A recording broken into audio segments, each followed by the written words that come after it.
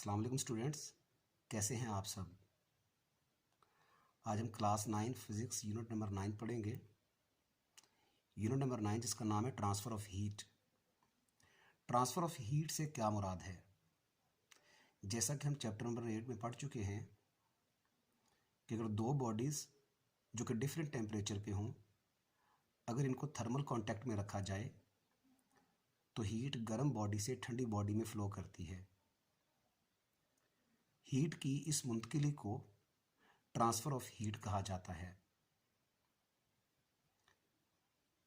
इस मुनासबत से हम ट्रांसफ़र ऑफ हीट को डिफ़ाइन कर सकते हैं।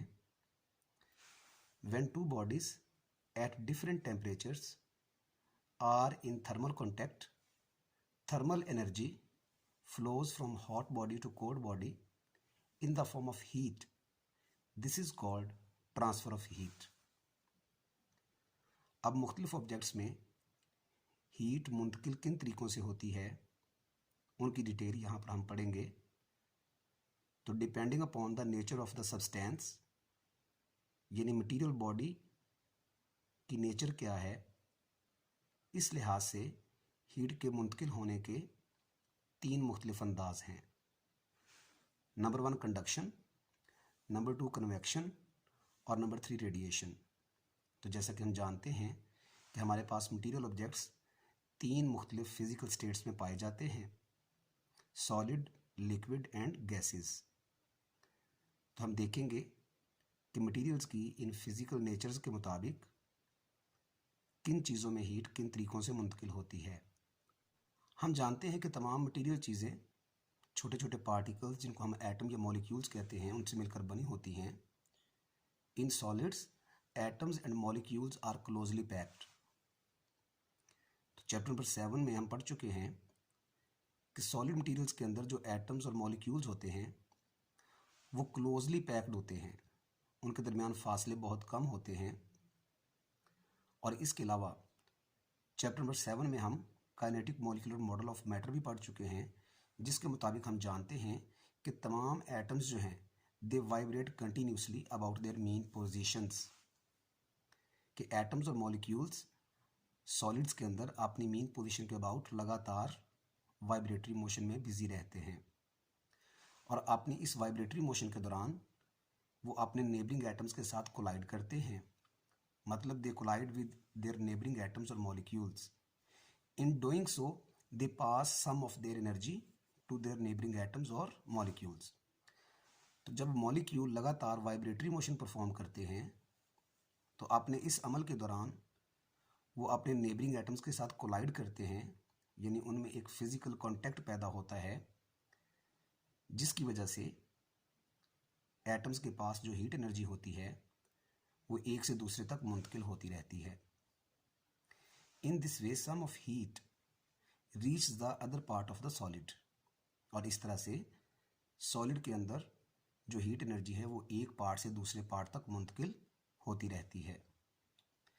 इसके अलावा हम ये भी जानते हैं कि जो मेटल्स होती हैं, जो सॉलिड मटेरियल्स हैं मेटल्स की शक्ल में, उनके अंदर फ्री इलेक्ट्रॉन्स भी होते हैं।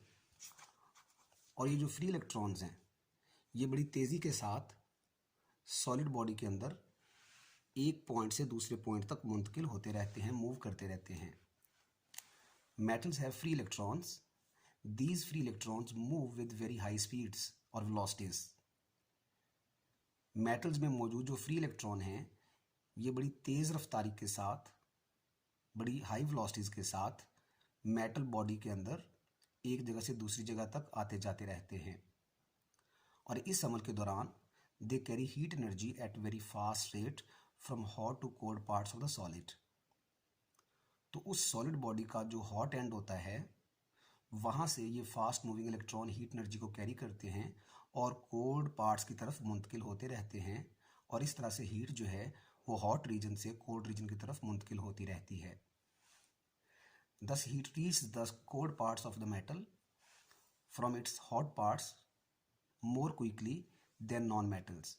तो क्योंकि हम जानते हैं कि नॉन मेटल्स और मेटल्स में बेसिकली फ़र्क क्या है कि मेटल्स के अंदर फ्री इलेक्ट्रॉन होते हैं जबकि नॉन मेटल्स में फ्री इलेक्ट्रॉन नहीं होते। तो इस वजह से जो मेटल्स होती हैं वो नॉन मेटल के मुकाबले में हीट को तेज़ी के साथ मुंतकिल करती हैं।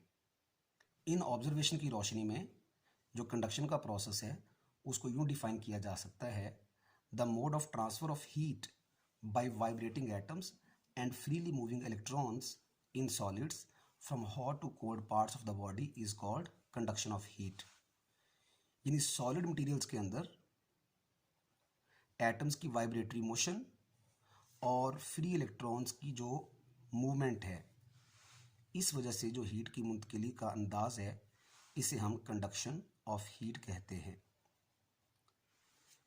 तो ऐसे मटेरियल्स, ऐसे सब्सटेंसेस जिनमें हीट आसानी से गुजर जाती है, जिनके अंदर हीट एक जगह से दूसरी जगह तक आसानी से मुंतकिल हो जाती है, हम ऐसे मटेरियल्स को गुड कंडक्टर्स कहते हैं, जैसे कि तमाम मेटल्स। और इसके बरक्स ऐसे सब्सटेंसेस जिनके अंदर हीट आसानी से मुंतकिल नहीं होती है, उन्हें हम बैड कंडक्टर्स या फिर इंसुलेटर्स कहते हैं।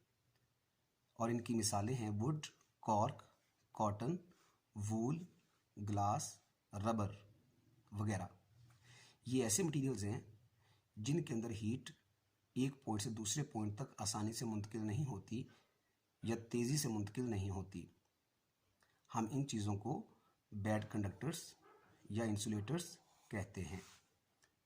Class 9, thank you so much. अल्लाह हाफिज़।